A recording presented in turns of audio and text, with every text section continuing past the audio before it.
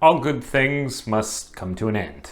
I probably could have begun this video in a less cliched way, but we're talking about endings, not beginnings, so at first glance it would seem like the ending of a novel is the most important part. After all, the ending is where we get the payoff for everything that's been building up throughout the entire story. Everything in the story is heading towards the climax, resolution, and falling action of the story. Now, while the ending is important, I would argue that how the novel begins and progresses towards that ending is, in a lot of ways, more important. The groundwork that you do in the beginning of the novel to hook the reader and the progress that you show throughout the middle of the book is what is going to get the reader engaged and keep them around long enough to actually make it to the end. You can have the best, most exciting ending ever, but if you have a lackluster beginning and a boring middle, it's not going to matter. Now, that said, nothing ruins a book quite like having a great beginning and middle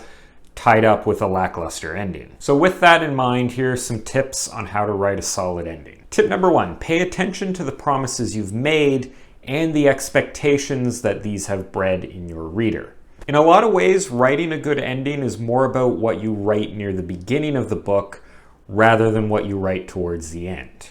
You see, as your reader moves through the book, they're going to be developing certain expectations for how conflicts will be resolved, what events are going to happen, and an overall feeling for what the story is building up to. Your ending needs to resolve all of these things in a satisfying way, but also in a way that the reader is expecting. The truth is, a lot of the times, a satisfying ending is also a predictable ending. Now, this probably seems a little bit unsettling to you because you probably equate predictable stories with boring stories.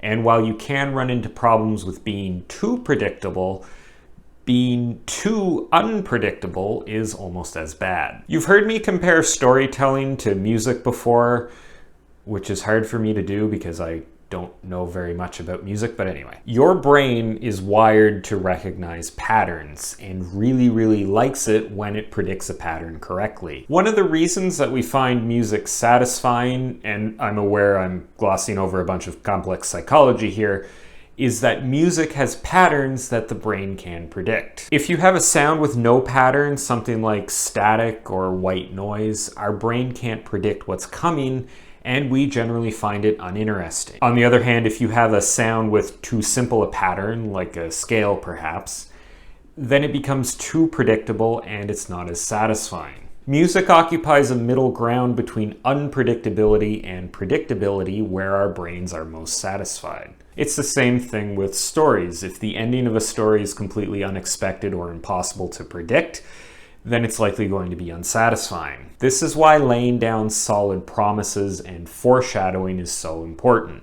Because if it's done well, the ending will seem surprising, but at the same time also inevitable. The reader either knows on a subconscious level what is coming, or they realize after the ending that they should have seen what came all along because of the hints that were laced in the promises and the foreshadowing. Now, I can hear you screaming about plot twists and subversion of expectations at the top of your lungs, and in both of those cases, I would say the same thing applies. Having a twist ending doesn't necessarily mean that it's unexpected or unpredictable. You see, the twists that come completely out of left field generally aren't that great. These endings are shocking and surprising, but usually not in a good way. Any good twist should be able to be predicted once you know everything about the story. Just like a non-twist ending, it will have proper promises and foreshadowing. They will just be less explicit. Plot twists could honestly be their own video, and frankly, I think it's a topic that gets way more attention than it deserves, as you can create a lot of great endings that aren't twist endings.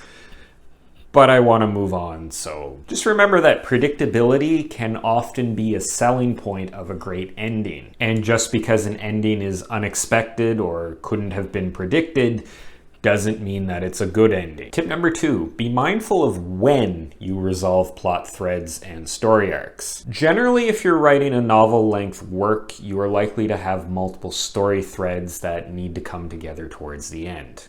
In addition to your main plot, you'll likely have one or more subplots, some character arcs, maybe a few romances. All of these different things most of the time need to come to a resolution towards the end of the story, but they shouldn't necessarily end at the same time.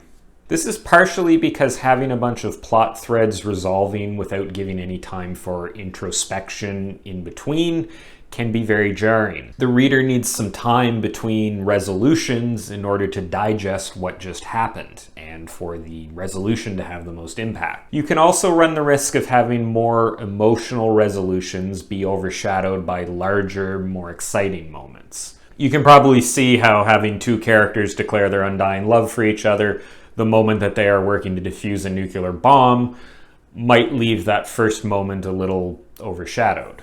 Generally, you want to leave enough space around each of your resolutions to give the reader some time to breathe and also make sure that nothing gets overshadowed. The order that the threads get resolved in also matters.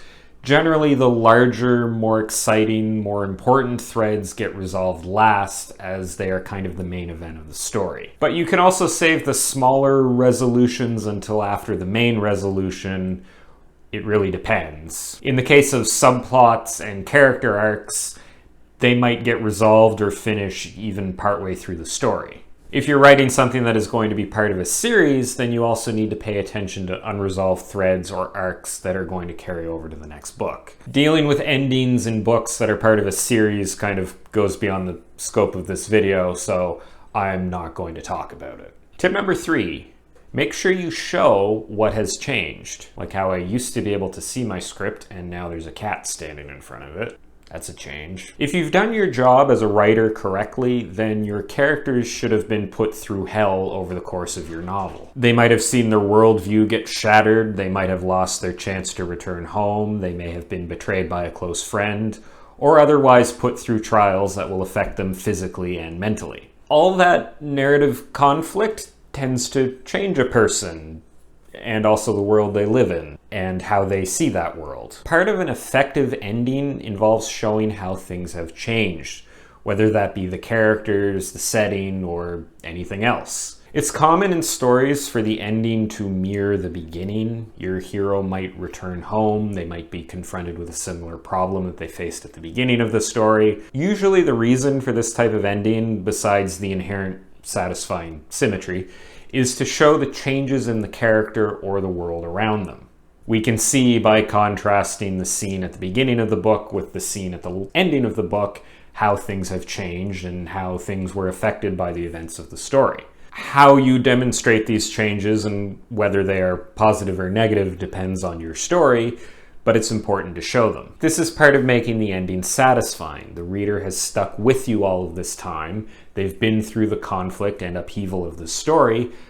They need to know how it's changed the world and the characters. Seeing these changes prove that the conflict has had an impact. It makes it seem like it was worth it to sit through everything up to that point.